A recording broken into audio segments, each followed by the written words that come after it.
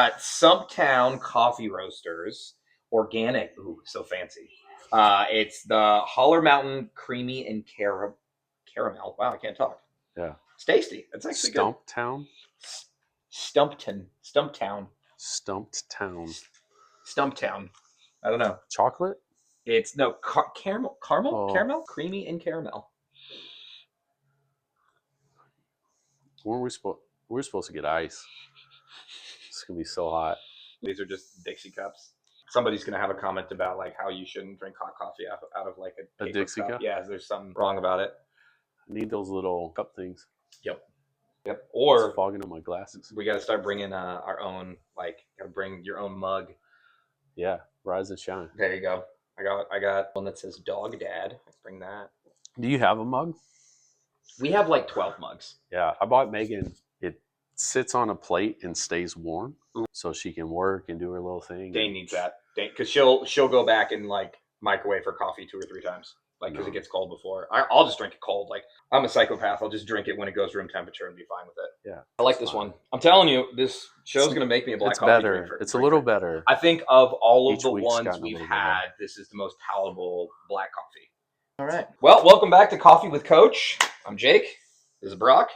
We got another episode for you. You want to tell them what we're talking about? Movement standards. Oh, gosh. Why are they so important? I mean, there's a whole YouTube page dedicated to them. There's a guy. There's a page. Yeah, but in CrossFit, we have this thing called movement standards. Most people watching this probably already know what that is, but if you're new to CrossFit, a movement standard basically tells you whether or not you completed a movement. And it might be one of the most important things we do in CrossFit compared to most other fitness modalities, because then it allows us to measure and retest and find out if we're getting better. Yeah. I think specific, measurable, and repeatable. So what am I doing? What's the standard of which I do it? Mm-hmm. And can I do that consistently when I'm fatigued or when no one's watching? Ooh. And I think that's that's the importance of all of it. Yeah, and so I think, when we go down the rabbit hole of movement standards, the big thing to talk about is like, why do they matter, right? And for a lot of athletes, especially who are newer to fitness, but specifically newer to CrossFit in general, they're like, why do you care if my hips go below my knees on a squat? And there is an entire dissertation we could give on that. But the reality of it is mechanics matter, right? So if you're not squatting below parallel, not only are you not getting the stimulus of the movement, but you're also potentially putting yourself at risk for injury, right? Because the forces are playing in ways that you don't want them to. But the bigger and most important thing for new people is, hey, if you're only squatting to, let's say, 45 degrees today, and then in 6 months you're squatting to, 80 degrees, and you can't lift anymore, but your range of motion is increased by that much, we can't measure that. Because as a coach, I'm not out there with a protractor measuring, right? But if we always squat to 80 degrees, right, below parallel, below 90, then we can measure the progress by the weight moved, right? So that, again, measurable, repeatable kind of thing. With movement standards, it's important to understand at the end of the day, what are we trying to achieve? Mm-hmm. And we're trying to achieve consistency and being able to tell somebody or talk to somebody in a way that you understand universally across the board. Mm-hmm.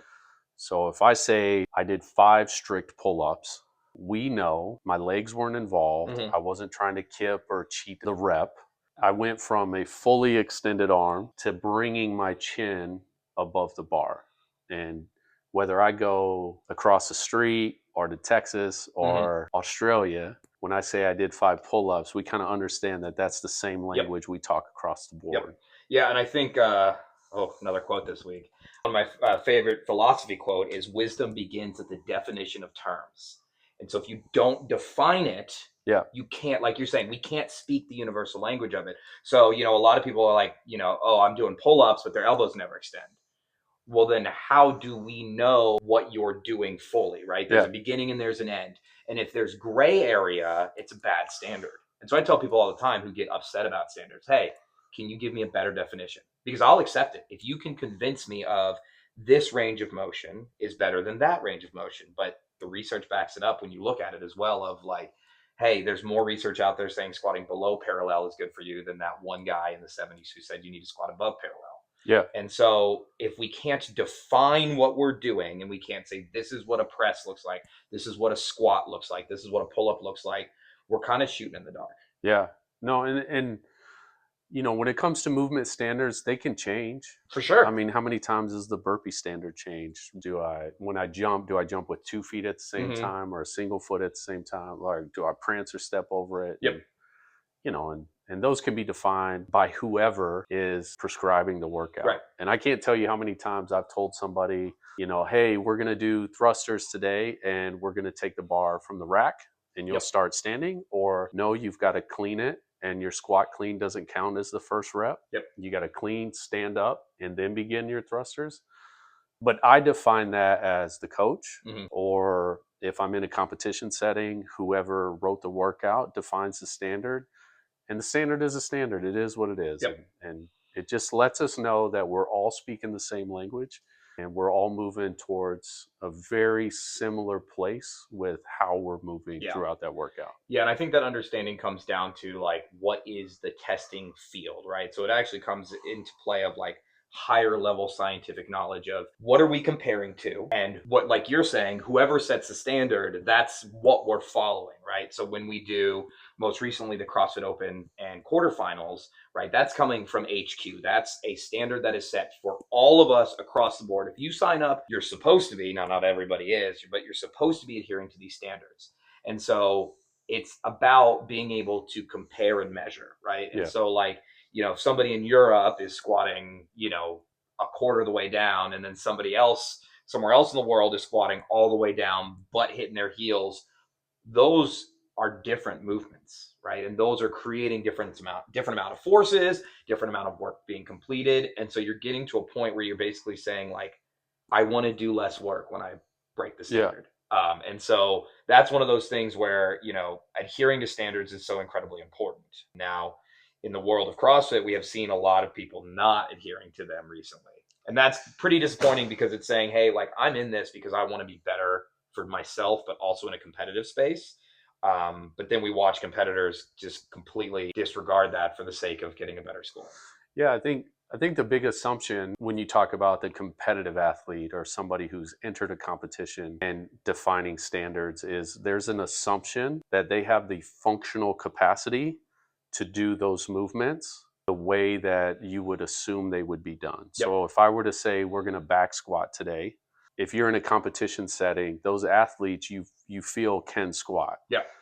Now, classmates who come into class and we have back squats prescribed, as I'm coaching and I'm watching and observing, not everybody is at the same place when it comes to functional capacity. Sure, absolutely. So I might tell that athlete in class, hey, I want you to sit down on this box, pause, and then stand up. Right. And to me, that's their squat standard for that day. And then the next time I see them, hopefully we've improved or they've gotten stronger. And now I want you to sit to a lower box or move to a different target, or so in the competition setting, as we're in this game season, athletes, the assumption is they all can move to the standards that you would agree upon typically. Then it's up to, because they're racing, right? They're trying to go as fast as possible. It's up to the person that is observing or judging them to make sure they adhere to the standards. And it's the role of the individual who's judging to say, no, that was not to standard. In class, I've got a whole different mindset. I see that you're working to the standards and I see that you're challenging and pushing yourself. No, that was not a pull-up. You did not get your chin over the bar. However, you got your chin higher than you've ever gotten it before. So congrats. We're moving the needle in the right direction. And that's super important. I think, obviously the standard is like the ultimate, right? And when you're competing, you have no choice but to adhere to the standard. But we talk about this a lot here. There's a difference between competing and training. Now, training, the ultimate goal is I'd like to adhere to all standards all the time. That's in CrossFit what we call being RX'd, right? And as you begin to get more competitive, or if we are comparing scores amongst others to, what we talked about last week, drive everybody forward, you got to use those standards as that context. And we're like you're saying, if I got an athlete who, couldn't pull up more than 2 inches and their chin's just below the bar, we're celebrating because we've made progress. And you can measure that because, hey, we know what the standard is and we got closer. But if you've got three athletes who we all know can do pull-ups and one's definitely not getting their chin over the bar, then we say, hey, your score is not as correct as others Right. because you didn't follow standard. Right. And then, as we look at the CrossFit competitive sphere in total, you were making a good point, is like, we're assuming you can follow standard. And as each stage goes forward, the standards should get tighter because theoretically you're getting fitter, more capable athletes from the open, then to quarters, on to semis, and then eventually the games. And I think sometimes what happens is with judges, they just assume, oh, these athletes know what they're doing. Oh, they didn't quite break parallel, but like, this is a pro athlete. They could have broken parallel. Yeah. And I think more often than not, we see them being lax on standards as it gets better rather than tight about it. And that's bothersome sometimes to me because I'd like to see these athletes get held to the highest level of standards. Yeah. So what's that old saying? Like, you should never meet your idol. Yeah. Right? Yeah. If you watched any of the behind the scenes on the recent games, I mean, Tia, who's an amazing athlete, comes across. I feel like she'd slit your throat to win. I mean, she's Yeah. But you need. I mean, at Yeah. her level and where she's trying to be, like, there's a fire in there that you only get that type of reaction. For sure. But she's out here doing her very best. She's pushing herself to the very limits of what her body's capable of, and she just wants to know that if she gets beaten, it was a fair playing field. Exactly. Yes. Yeah. I think you're referring to the pegboard incident. All the F's. Yeah, all the which was, I mean, look, I have been just as angry on a much smaller scale and a much lesser setting, but it's frustrating because you're out there and you're willing to be held to standard, and then when there's some sort of advantage somebody gets because of an equipment failure or a judge who's too lax, it kind of takes away the integrity of what you're doing out there. And it really boils down to whether or not you're willing to say, hey, this is important enough to hold standard, or if it's not, why are we competing? Why are we comparing? And yeah, that's one of those things where I understand why she's upset, and we have people in class who are very competitive and they'll get upset when somebody who is kind of new to RXing things or maybe shouldn't quite be doing RX, and they're like, oh, but they're going as fast as me. And what I tell those athletes is, I'll worry about that, and what you need to do is beat them anyway. Yeah, the ego starts to come into play in a way that I don't like. No, not at all. I don't want to create an environment where people feel like they're having to look over their shoulders, or there's a lack of integrity in what we're trying to do. The reality is, for most of us, these workouts that we come to every day at the gym they're just supposed to help us get fitter. Yep. And part of that is moving through a full range of motion. Part of that is making sure that our efforts are virtuous in nature. Yep. But if it gets to a place where there's cattiness or ego involved, let's take a hard look in the mirror and find out why that's important to you. Yep. and where that may be going wrong, because at the end of the day, what somebody else does in a workout doesn't have a direct impact on your health and fitness. No. Maybe your mental health and fitness. Yeah. But hopefully you're using that as a way to push you to get better. Or like you said, hey, I'm going to beat you regardless of what you do.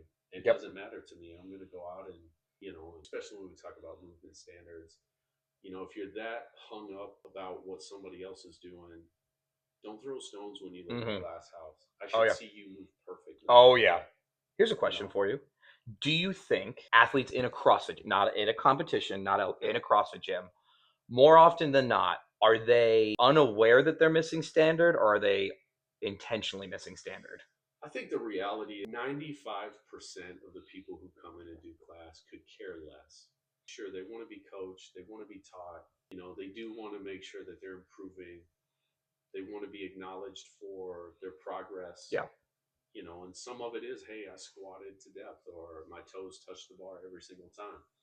So I think the vast majority of people who are a member of a CrossFit facility don't walk in the front door saying, I hope I get judged today on the reason I asked that question is I agree with that sentiment as well. Is like, people get wound up, their elbows didn't lock out fully, and they're squatting to 90, and it's like, they're not doing it on purpose. They're not doing it to beat you. that's where they are in their fitness journey. And I think, like you said, when the ego comes into play, athletes look at that and go like, oh, they're cheating. And it's like, Yeah. no, they're here to get a great workout, and we're encouraging them to get closer to standards every day. Listen, if you have enough focus on somebody Oh, else during a workout, you are not dialed into what you're doing. yep. If I'm in the middle of a workout and I'm standing looking around at everybody else Mhm. who's not doing what I think to be correct, then I'm probably not doing myself a service, Yep. pushing myself. Yep. So it again, man, focus, like, keep the main thing the Mhm. main thing. And the main thing is, like, did I get better? Did I get better? Mhm. And what do I care about Joey or and I hate that. I hate to hear it. And I was guilty of it when I was younger, For sure. Me too. and there became a lot of maturity that had to happen. Like, at the end of the day, I get to show up and I get to put on my best foot forward into being the best version of myself Mhm. that day. And there are times where I don't hit standards, and there are times where I do look across and I say, but I have to refocus. And hey, man, what's important is that I move well, I Yep. move with integrity, I search for virtuosity in how I move. And some days are going to be better than others, but I'm working consistently each and every Yep. day to make sure. And I know for me, the pressure as a coach Absolutely. is I've got to move to standard, Mhm. because if I'm not moving to standard, how can I ask Yeah. anybody else to move to Yeah, I standard? think, and that the cool thing about the standard is it really is, especially for the better athletes in the gym and the coaches, is like it's a mirror to look into to say like, hey, what am I doing? Yeah. Because people like, I think some of the better athletes in gyms will notice this, but some won't. And it's like people look up to you and they want to be as fit as you are, and you're part of setting their standard. So if you go to a gym where you see some of the best athletes also not getting close to standard, you look around, and no matter how hard the coach is trying, everyone else is probably a little bit shy of it, Yeah. right? Or if you got a gym where your best athletes are also your best movers, I bet you everyone else looks pretty good too. Yeah. And it's funny you mentioned that. There are lots of things as coaches that are, you want to set the example. My biggest problem is I can't count. And I worry day in and day out that somebody's like going to look at a set and I screw up my count and they're like, he's cheating. And it's like, no, Yeah.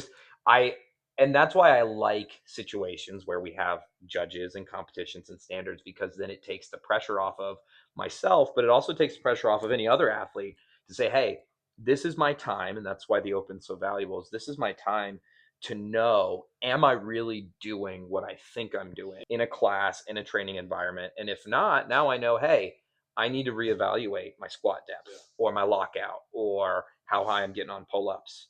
And at least for us, I think in here, we had a really good time of like athletes actually finding out they're doing better than they were than doing worse than they were. But yeah, the standard is really helpful because again, it's like it's a mirror for the individual and for the gym to say, are we doing things effectively enough to move the needle? Day in and day out, what I hope to create here is the classes are only a competition with yourself Mm-hmm. to get better each Yep. and every day. That's what the classes are Yep. for. If you're looking for external competition, sign up for any of the 5,000 events Oh yeah. on Competition Corner. Yep. Now, today we tested our 2K row. And yes, in the middle of that thing, I was looking at other screens to kind of empower myself that I can push a little harder. Yeah. But at the end of it, the athlete next to me who finished 30 seconds ahead of me and the athlete to this side who finished a minute behind me were just exhausted. Yeah. You gave it your all. So, the standard that we Mm-hmm. achieved was all three of us rode 2,000 meters for time. And the only competition within that was I wanted to beat my scores from the times I've done it previously. Absolutely. And I used them as fuel. When you're competing externally, when there's a prize at the end of it, different setting. Everything's got to be equal. We need to know the playing field is level. You're hitting a nerve with me. So but classes aren't that. Yeah. In class, I only want to create an environment with movement standards that says you are moving better each and every day. Yeah. And to do a pull up, arm extended, chin over bar, we are improving your functional capacity to be able to do that skill. And if I only allow you to half rep every single time, then we're never working towards improving your functional capacity. Yeah. And that all goes back to coaching. And, I think you touched on it earlier of like the responsibility of the judge in a competition setting to hold standard. It's the same as a coach in a coaching environment is, obviously I want all of our athletes to care enough to hold standard on themselves. But there's a lot of situations where it's even kinesthetic awareness, right? They don't know that they're not breaking parallel. Yeah. They don't know that they're not locking out their elbows. And as coaches, those reminders, even if it's just like, hey, let's extend a little bit more overhead, those things are incredibly valuable because eventually they'll start to feel a little bit more. And so, yeah, I think in both a competition and a class setting, it is really important that those who are not working out are holding those standards. Early in my CrossFit days, we'd back squat. I'd put the barbell on the back, I'd go down, I'd come back up, and the coach would look at me, Adam, I remember, and he's like, you need to squat lower. You need to squat. And I'm like, Adam, I'm going as low as I can. Yep. It felt like my hips were about to rip apart. Without me knowing, took a video of it, showed it to me, and I said, God dang it, I do need to squat lower. But I felt like it really felt like I was going, ass to grass, like they say. But it took the video, it took me seeing it, and then for about 6 months, it was sitting in frog pose, couch stretch, air squatting, video recording myself, until eventually it was like, man, that's a good looking squat. That's not terrible anymore. And that's what's really cool about that is the standard gave you the context for all of it, right? Is you felt like there was no more range of motion left. Yeah. Which if you take a video and your butt's on your heels, okay, you're right. But if you're not, all of a sudden that informs a whole level of things that you could improve on, including mobility, motor control, all those things. And so that's another valuable thing to why we hold standard, because again, if you don't know, then you don't know. Well, the dirty secret of all of it was, as I worked through couch and frog pose and pigeon, my low back started not to hurt as often. My knees felt better. I was running more efficiently. Yeah. All these other things came about because my mobility was, for lack of a better term, terrible. I saw the squat depth, said, man, I got to fix that. I fixed it, and like the whole world opened up for me. Well, now, one might argue that's functional fitness, right? That's the whole point of what we do is like, if you're just trying to build muscle, look big, and get aesthetic, maybe range of motion doesn't matter. Standards mean nothing because it's all visual and subjective. But when you come into a space like a CrossFit gym or any facility that calls itself functional, and you're not improving your function, some might say, why would your back squat make you a better runner? But we found out right now is like, hey, it's because I worked on my mobility and found out that I had dysfunction in places, all because a coach said, hey, you don't squat low enough. Yeah. And then the residual effects are I run faster, I feel better every day, I wake up, my back doesn't hurt. Right. And so like a lot of that is just like all of the context that it gives us allows for us to get more functional, to get better, and again, to move the needle, which I think as coaches, that's our goal for everyone every day, is just move that needle a little bit in the right direction. So, question for you, who's responsible for movement standards? Yeah. Well, if I'd say everyone, right? But I think whatever the top of the situation is, right? So Dave Castor is responsible for our movement standards, and then that comes down, and enforcement is the next level, which is judges, right? Or in a gym setting, it's whoever's writing the program, and then the coach is enforcing the program, because there's so much nuance to movement, right? Yeah. And then when you get to like a competition setting, it's going to be whoever the director / programmer is, and then the judges in that competition. Because the hard part, especially competition, is, and this goes to the highest level of competition, the lowest level of competition, athletes are moving as fast as possible. They're riding the line, because if you aren't, you're not competing. And so the judge needs to be like, hey, you're not squatting low enough. And the athlete, instead of arguing, this gets me fired up, is like, arguing does nothing, especially at a local competition. There's no video review. Arguing does nothing. Just fix your standard. Get better, get through the workout, and do your best that you can. Yeah, rubbin's racing, right? Like, it's not a problem until it becomes a problem. I mean, look, I'll admit it. I squat as close to 89 degrees as I can every competition, every rep, because it's faster. And when the judge says no rep on my neck, I don't even turn around. I don't look at them. I just go, okay, and I squat lower for as many reps as I can. And the thing is like, I know that I'm risking that no rep, and I'm really willing to take the one, and then the rest of the workout or whatever it is, I just do better. But there are a lot of people who try to skirt that, and a lot of people who try to avoid that. I've been in competitions where like they'll no rep me, and I'll do something similar. There was one, and I was thrusters right at the end of it, and it was like bike 5-4-3 thrusters, right? And it got heavy. Like the last thruster was like 205 or something like that, and I got a no rep on what should have been my last rep. And I'm just like, I know it was good, but whatever. And I did it again, and I paused at the squat, and I paused overhead, and I was like, "Are you gonna no rep me again?" Because it's unfortunate, especially at the local level, that it's like these are moms, these are people who have 9 to 5 jobs, and they're put into scenarios to call good reps, no reps, all that. But at the same time, it's like they should be prepared better by the directors or whoever else is running the situation, because it is frustrating as an athlete to get a no rep when you don't think you should. And obviously it's not the place of the athlete to be able to decide that. Sometimes, things fall in your favor. You do a chest to bar and your shirt touches, but your chest doesn't. You get a free rep. But then other times you're doing something, you feel like you've done everything you can, you're still getting no reps.